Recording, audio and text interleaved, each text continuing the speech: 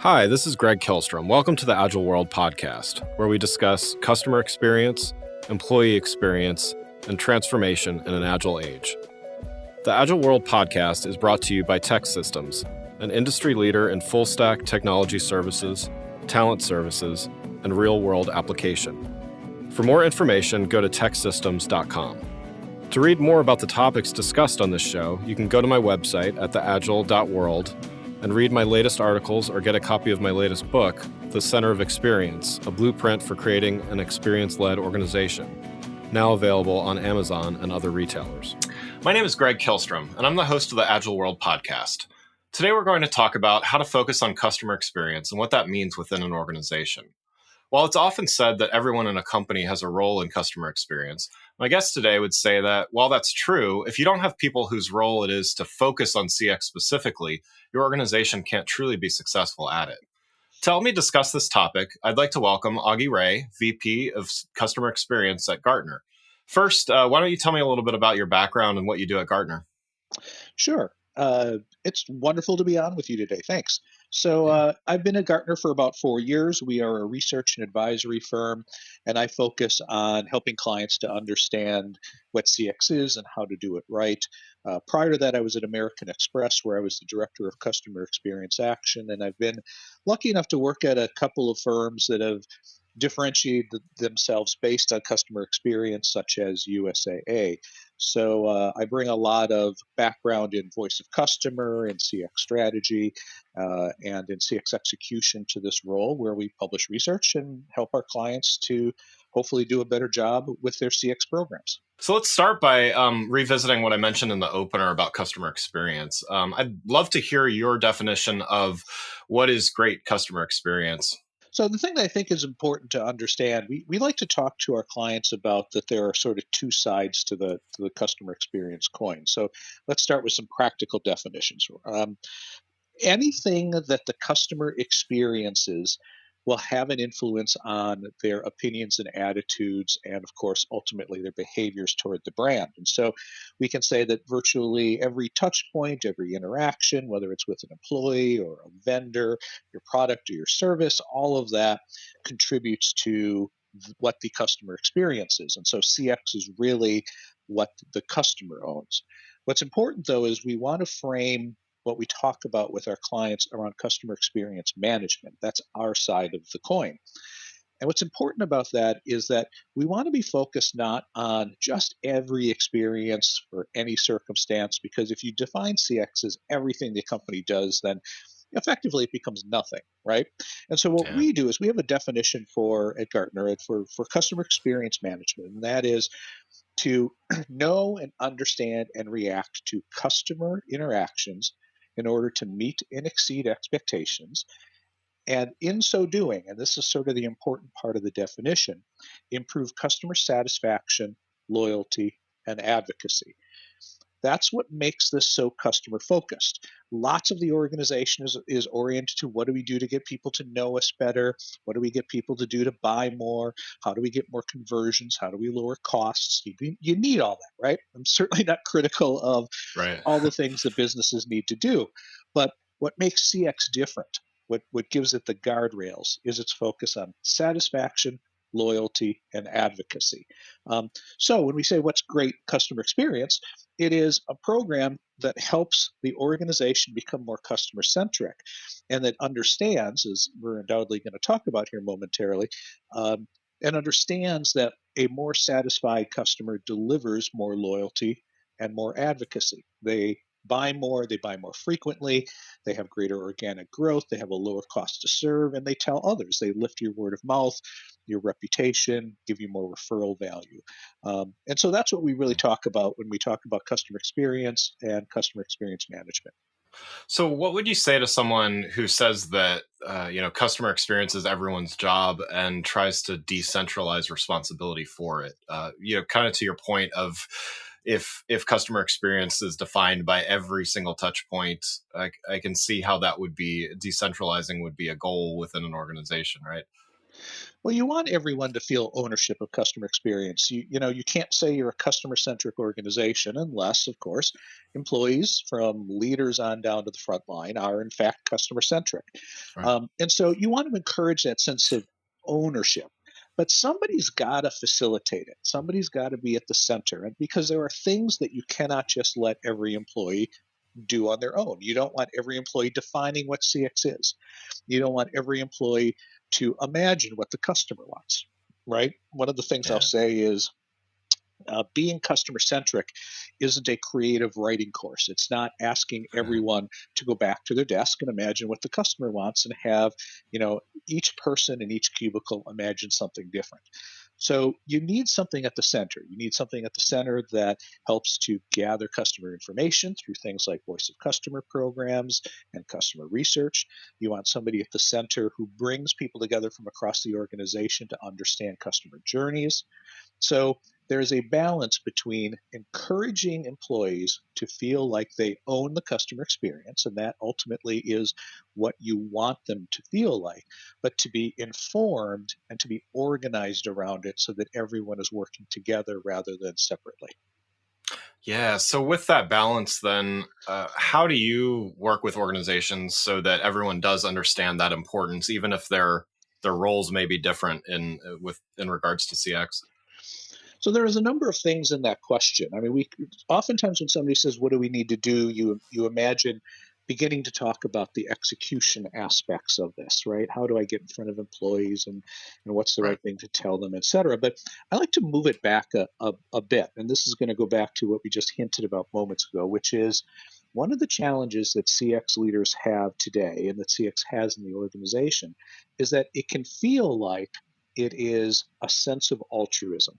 You'll hear people say things that drive Mm. me a little crazy, like CX is a mindset. I'm like, no, it's not a mindset. It's a discipline, right?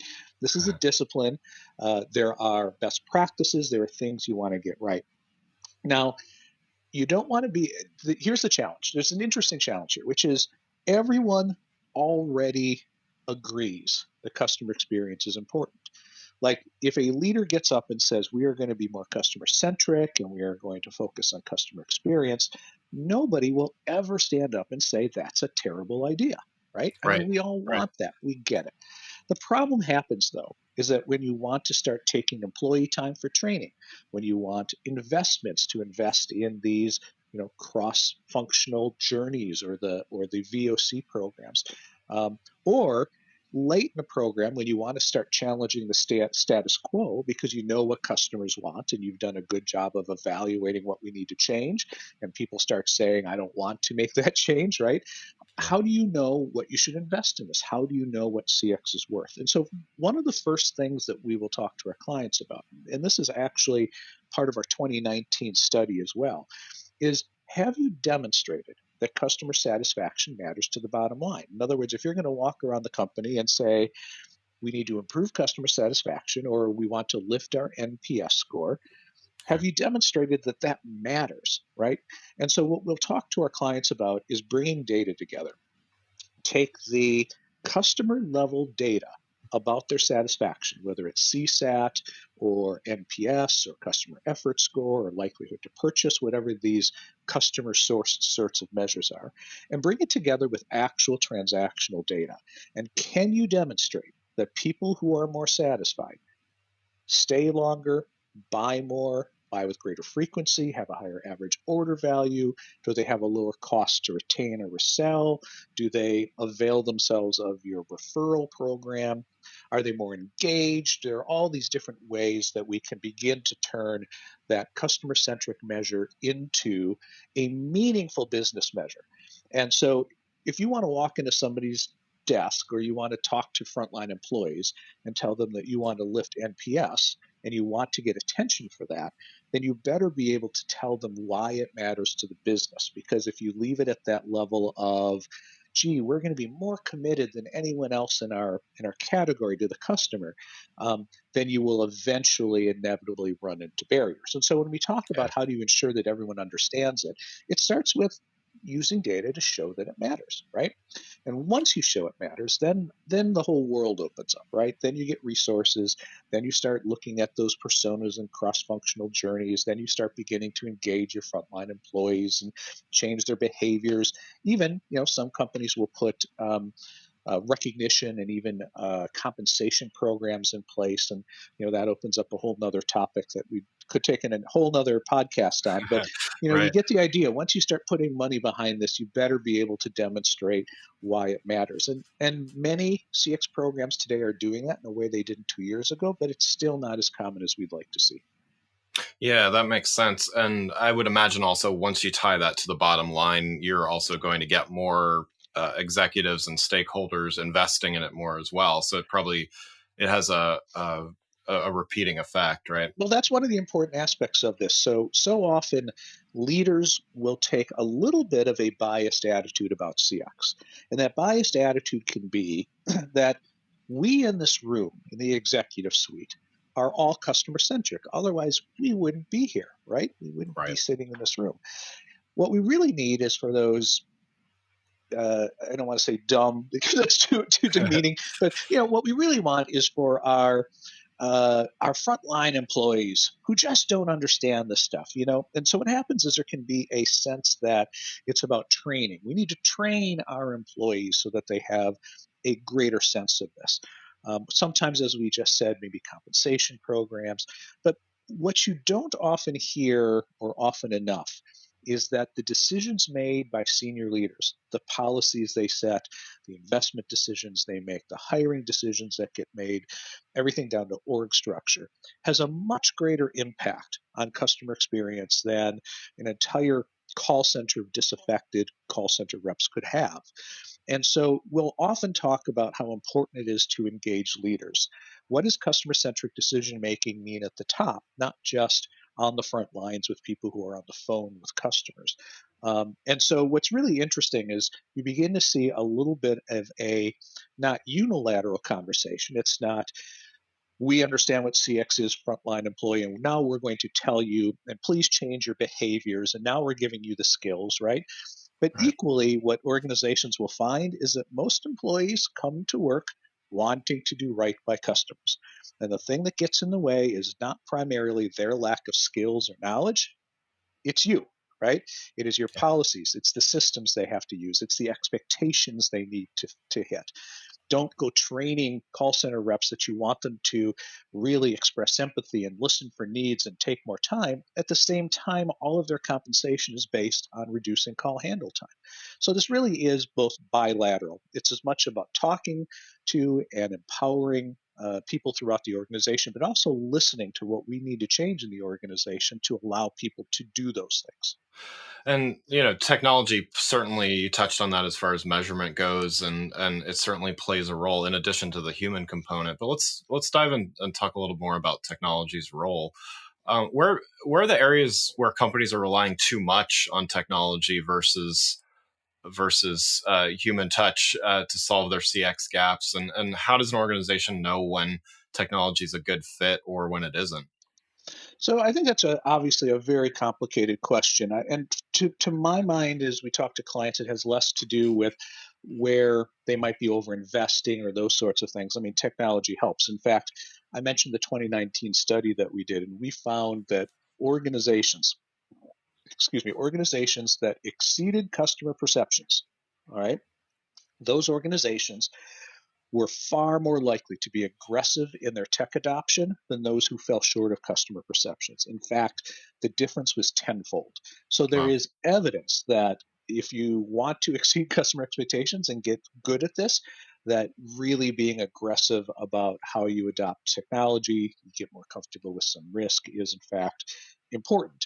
Now, the thing you're really probing, which I find really interesting and really smart, is that so often when particularly marketers, but everyone as well in an organization thinks about technology and CX, it invariably goes to the very the execution of it, right? We need chatbots. We need what's hot now? Oh, voice is really hot now.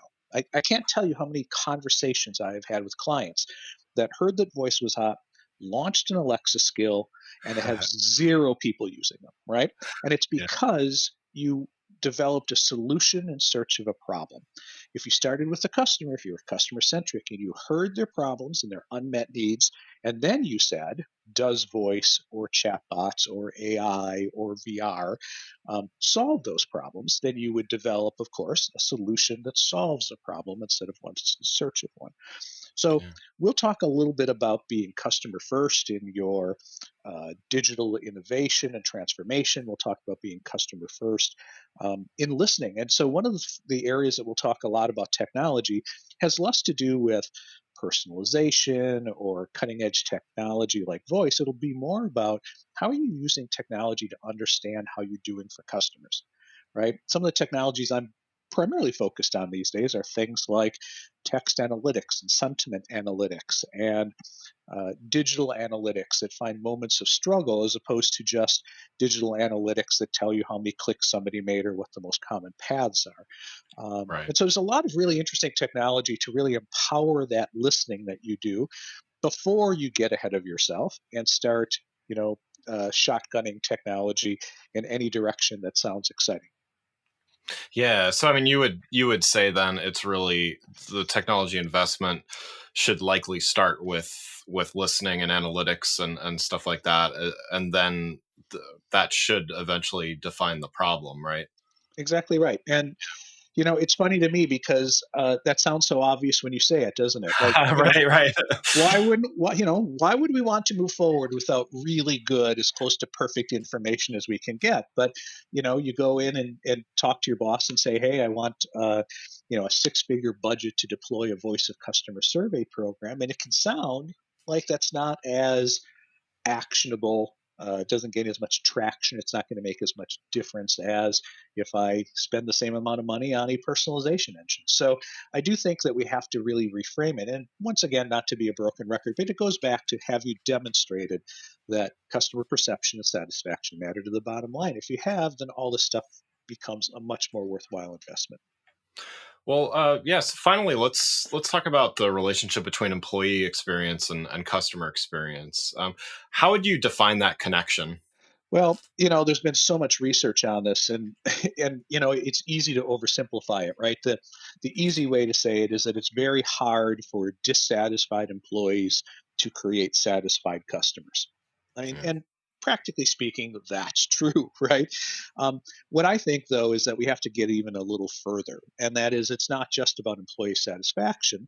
Just like we may talk about customer satisfaction, but that's our entry point, right? That's we start there and then we move to other things. But it's the same with employees. Like there's satisfaction, and then there's commitment. There's understanding of the mission. There's feeling of empowerment, and so these are all the things that begin to have an impact on that relationship. So it starts with, at bare minimum, having satisfied customers. If people are unhappy, you're going to suffer problems. You're not going to do as well for customers.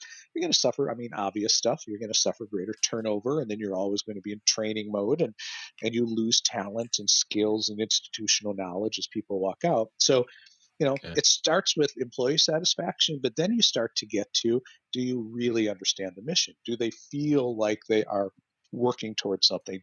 Do they feel that they can impact those things? So it's Yeah. very clear that there's a very strong relationship. Um, what is challenging in my role often is that the employee experience often rests with human resources, while the customer experience will maybe rest with marketing or in a standalone department. So, at best, it is very rare for me to see these things come together in terms of a role or a team. So, at best, what you have to do is develop an understanding of this and work across those organizational lines to and if you do so, you will become each other's best friends, right? You are you're Yeah. by doing this, you are empowering both sides of this, but too often it's thought of as very different. Yeah, I mean that's interesting that you mentioned that gap between EX and CX when as it sounds like we both agree that they are very much tied to one another. Are you seeing it sounds like a lot of organizations are not really tying those things together so closely and they're a bit siloed, but are you seeing organizations trending towards thinking about more holistically. I refer to that as brand experiences is customer experience plus employee experience, because it really is, every touch point and everything that people experience within a brand. Do you see that as a trend? I realize there's a lot of organizational silos to hurdle over, but where do you see that going? I see a lot of people talking about it. We are beginning to see more brands or companies, I should say, measure it.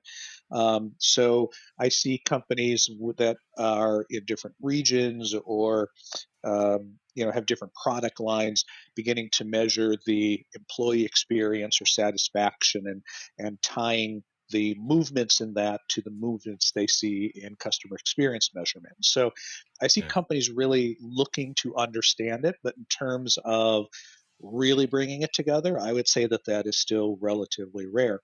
I mentioned earlier that I worked at USAA.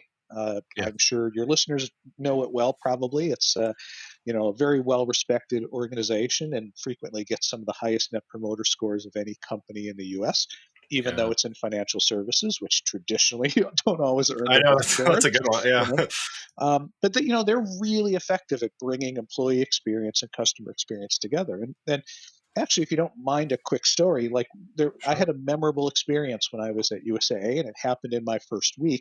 And to me, it helps to tell the story. So, do you mind a quick story here? Oh, please. Yeah. So, one of the things that USAA does is that all employees at any level go through an employee orientation. And so far, that sounds unexciting, but a lot of firms send people someplace for an hour or two, and they might get a little bit of the brand deck, and they probably get some forms to fill out, those sorts of things. But USAA starts everybody's first 4 days is in a training program. Hmm. And this training program, part of it is, how do I get around the office? The USA headquarters in San Antonio is almost a mile long from one Oh, end to another, so getting around is nothing to sneeze at. But there's some of that.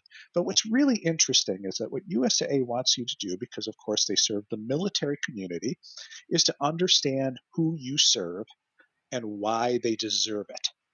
And yeah. I tell people this, and this is the God's honest truth. There wasn't a day in the training where I didn't have tears in my eye at some point. I mean, it was really Wow. emotional. And they would do things like, some things that seemed maybe a little silly and were, in fact, a little fun, like um, we all ate the MREs, meal ready to eat one day. Oh, Not gotcha. very tasty, right? But we did this one exercise that really resonated with me, which is, and it's a persona exercise, which is why I love it so much, is we come back from lunch one day. It's, I think, day three. We're all loose. We've gotten to know each other. We're having a good time. Everyone's chattering, and the door flies open. And, somebody who was really in the military, not just somebody who's playing it, Yeah. walks in and screams attention, right? Now, about a third of the room is former military, probably.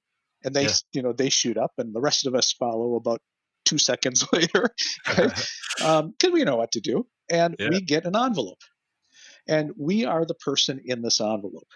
And in 1 week, we are going to be deployed. We're going to be deployed to a dangerous part of the world. Hmm.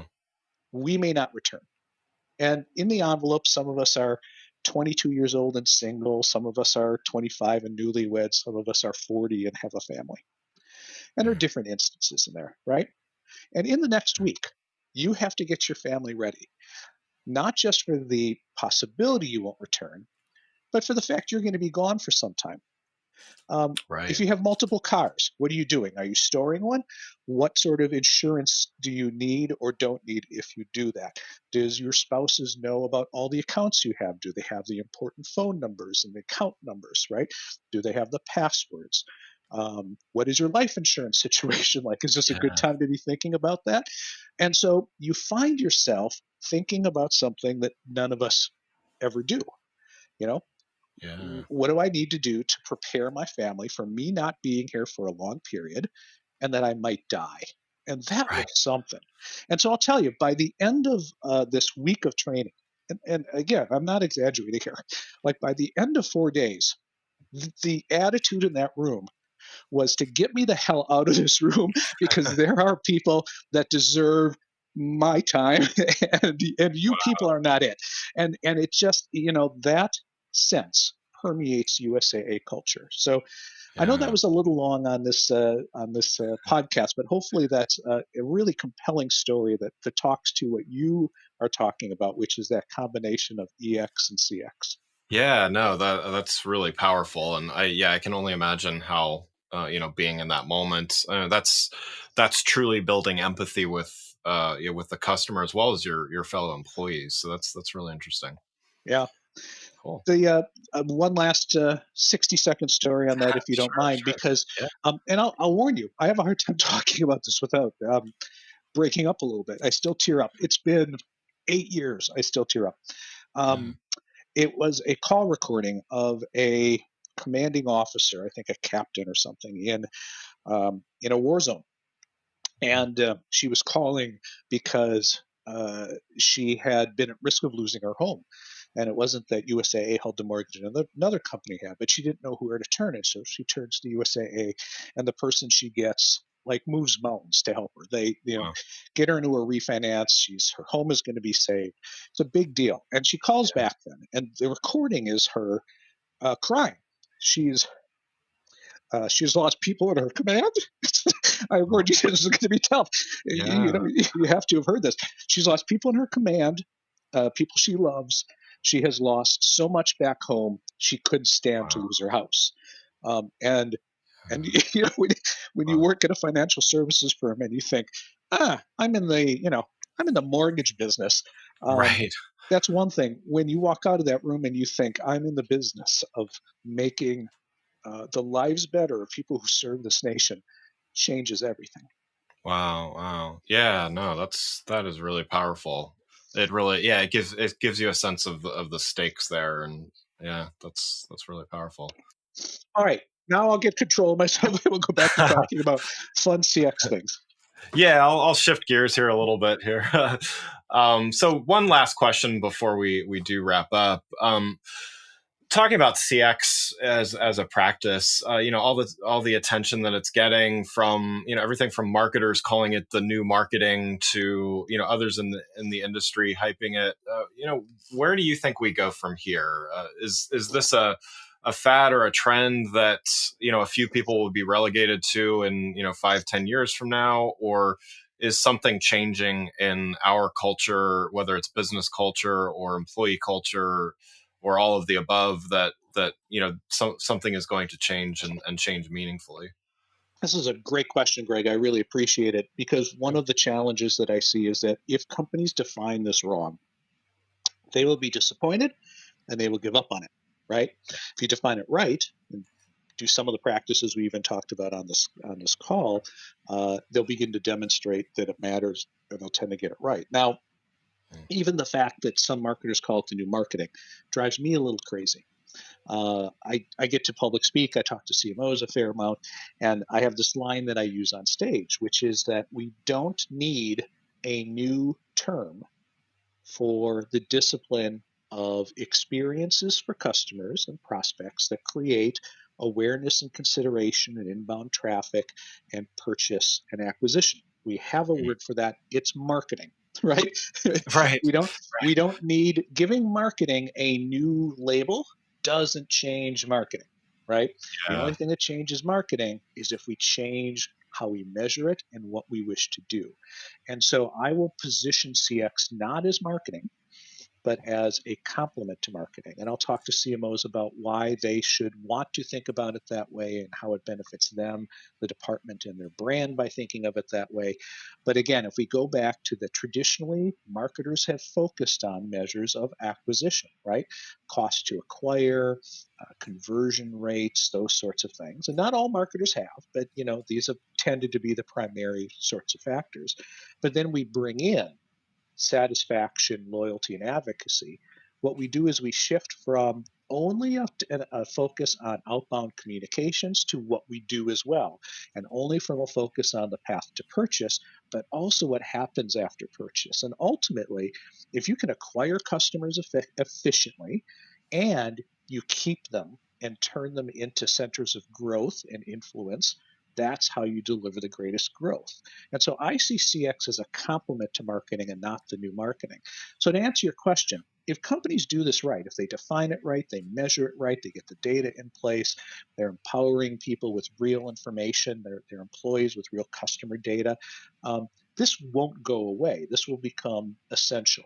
But if usurp the language of CX to apply it to marketing, then you shouldn't be surprised if, in fact, Right. you don't get any traction. It doesn't change anything, and pretty soon that term sort of goes away from the culture and the vocabulary.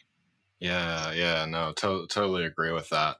Well, Augie, thanks so much for joining the show, and I thanks so much for sharing those stories. I really appreciate you doing that. For those listening to the show, what's the best way for them to keep up with what you're doing?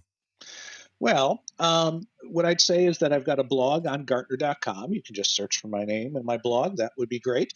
I am very vocal on LinkedIn professionally, so I'm very happy to connect with people there. I also would say I'm extraordinarily vocal on Twitter, but I'll warn you, I'm also quite political there. So if you want to engage on politics and COVID-19 stuff as well as CX, then by all means join me on Twitter. And if you'd rather stick to the professional side, then find me on LinkedIn. Sounds great. Well, thanks for joining. Again, I'd like to thank Augie Ray, VP of Customer Experience at Gartner, for joining the show. To learn more about both customer and employee experience, I recommend you go to my website at gregkillstrom.com and make sure to check out my latest book, The Center of Experience. More information is available on my website or wherever the book is available, like Amazon. Thanks for listening to The Agile World with Greg Killstrom. See you next week. Thanks again for listening to the Agile World podcast, brought to you by Tech Systems. I'm your host, Greg Killstrom. You can learn more and get a copy of my latest book, The Center of Experience, from my website at theagile.world or on Amazon or other retailers. Until next week, stay agile.